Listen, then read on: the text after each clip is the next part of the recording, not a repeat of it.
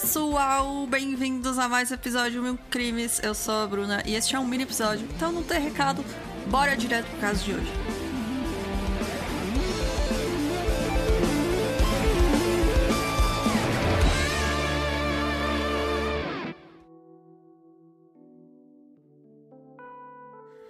William Kemmler nasceu na Filadélfia em 1860. Os pais dele eram imigrantes alemães e os dois eram alcoólatras. Então, ele parou de estudar aos 10 anos, mais ou menos, antes mesmo de aprender a ler e escrever. E ele começou a trabalhar desde cedo no açougue do pai dele.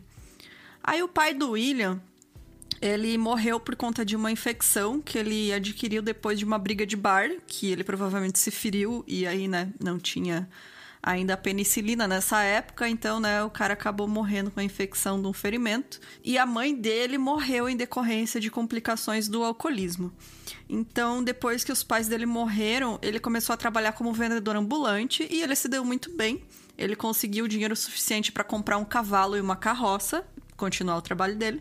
Mas nessa época ele também começou a ter problema com bebida, e beber bastante e também desenvolver alcoolismo, esse vício. Então, depois de uma noite de bebedeira com os amigos dele, ele fez uma aposta, Quem nunca aposta bêbado? Ele fez uma aposta com eles, dizendo que ele podia pular com o cavalo e a carroça, ainda no cavalo, por uma cerca que tinha mais ou menos 2,5 metros. As ideias de bêbado, gente? Então, óbvio que deu errado.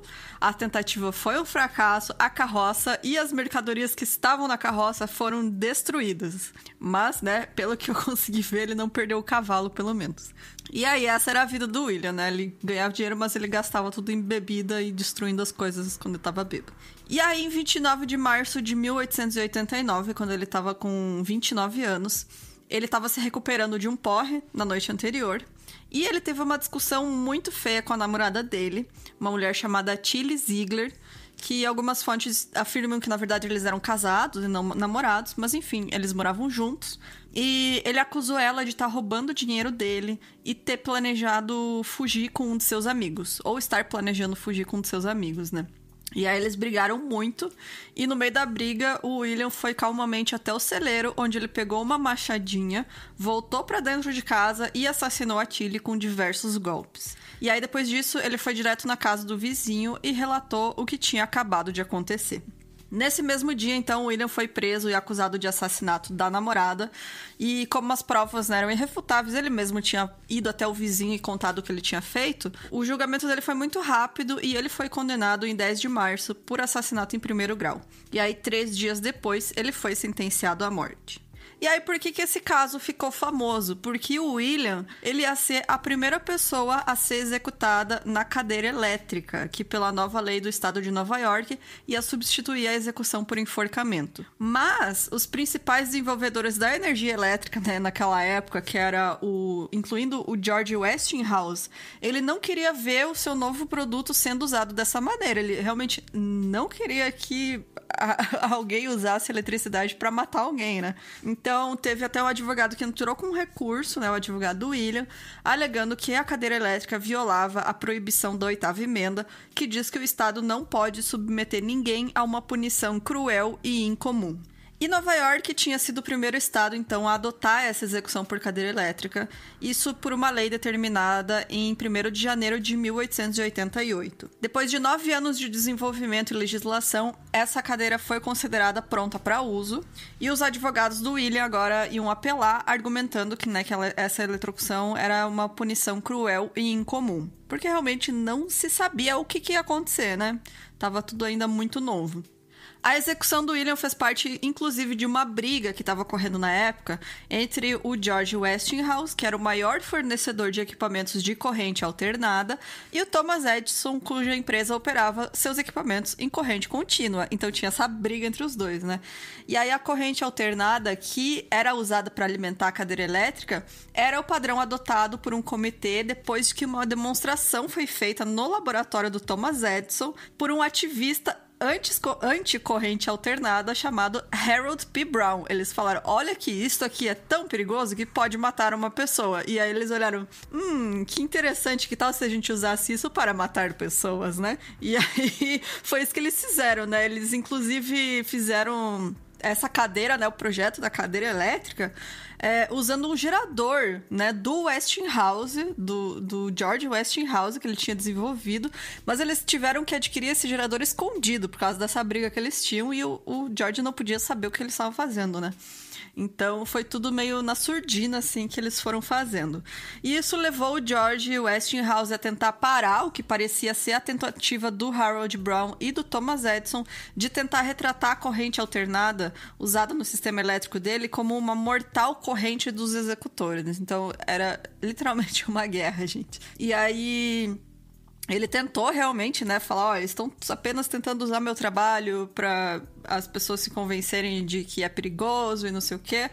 Mas o recurso do advogado do William acabou falhando, né, em 9 de outubro de 1889. E a Suprema Corte dos Estados Unidos também rejeitou o caso, alegando que não tinha punição cruel em comum na morte por eletrocução. Mesmo eles não tendo ideia do que poderia acontecer. Eles só confiaram nos caras que estavam fazendo aquilo de que ia dar certo. Então, no dia 6 de agosto de 1890, o William ia ser executado. Ele fez a última refeição dele, colocou roupas formais, teve o topo da cabeça raspado, né, para ser colocada a esponja com água, e ele foi levado até a sala de execução, onde tinham 17 pessoas que iam testemunhar o acontecido, incluindo muitos repórteres. Porque, afinal, né, era um marco aí na legislação americana. E aí ele declarou o seguinte, assim que ele chegou lá, né? Ele falou assim, senhores, desejo boa sorte a todos. Acredito que estou indo para um bom lugar e estou pronto para ir. O William estava muito calmo, ele não resistiu, ele não chorou, ele não tentou brigar, ele sentou na cadeira, fazia tudo que eles mandavam. Inclusive, ele teve que levantar de novo para eles cortarem um buraco na roupa dele, botar um eletrodo. Aí ele sentou de novo. E esperou enquanto as amarras eram colocadas nos pulsos dele e o rosto dele era coberto com um capuz. E as últimas palavras dele foram: vá com calma e faça direitinho, pois eu não tenho pressa. Mas a execução do William não foi rápida e não foi efetiva. Foi um verdadeiro show de horrores. Então, o que se seguiu chocou todo mundo que estava assistindo. E segundo o relato de uma das testemunhas que estava no local, esse relato foi publicado no jornal The New York Herald. E eu vou ler um pedacinho aqui para vocês. Ele diz o seguinte: a cena de execução de Kemmler era horrível demais para imaginar. Ele morreu a morte de Fix, que foi lentamente assado até a morte na vista de milhares. Só abrindo parênteses para vocês, o John Fix era um trabalhador que morreu eletrocutado em um poste telegráfico. Telegráfico que fala? Enfim, um poste de telégrafo. O cara morreu em Nova York e eletrocutado. Foi uma das primeiras vítimas, né, a ser eletrocutado. Uma das primeiras pessoas a morrer devido à eletrocução. Voltando então ao relato da testemunha, ele diz assim: um homem acostumado a ver todas as formas de sofrimento desmaiou quando um terrível espetáculo se desdobrou diante de seus olhos. Aqueles que presenciaram a visão ficaram cheios de admiração ao ver os efeitos desse mais potente dos fluidos, que é apenas parcialmente compreendido por aqueles que o estudaram mais fielmente, pois lentamente desintegrou as fibras e os tecidos do corpo por qual passou. Então, né, essa cadeira ela tinha sido testada na noite anterior, onde foi usado um cavalo que foi eletrocutado até a morte. E aí o gerador foi carregado com 1000 volts, o que era considerado adequado para induzir a inconsciência rápida e parada cardíaca. A corrente passou por William por 17 segundos, e aí a energia foi desligada e ele foi declarado morto por um dos médicos presentes. Mas as testemunhas notaram que o William ainda estava respirando depois disso, e aí os médicos verificaram novamente, e ao confirmar que o William ainda estava vivo, eles mandaram religar a corrente rapidamente. Na segunda tentativa, o William foi atingido com 2000 volts, e aí os vasos sanguíneos sobre a pele dele se romperam e sangraram, e algumas testemunhas afirmaram que o corpo dele chegou a pegar fogo. O cheiro de carne, pele e cabelos queimados tomou conta do local, fazendo com que várias pessoas corressem para fora da sala enojadas. A execução levou cerca de 9 minutos até que William fosse finalmente declarado morto. E aí, depois que foi feita uma autópsia, né? E os médicos descobriram que os vasos sanguíneos na tampa do crânio, né, embaixo da cabeça, carbonizaram, né? Não tinha mais sangue nenhum, o sangue tinha evaporado e a parte superior do cérebro endureceu. Cada jornal tentava noticiar o acontecido de modo mais detalhado e absurdo possível, e o George Westinghouse também comentou que teria sido melhor usarem até um machado do que uma cadeira elétrica.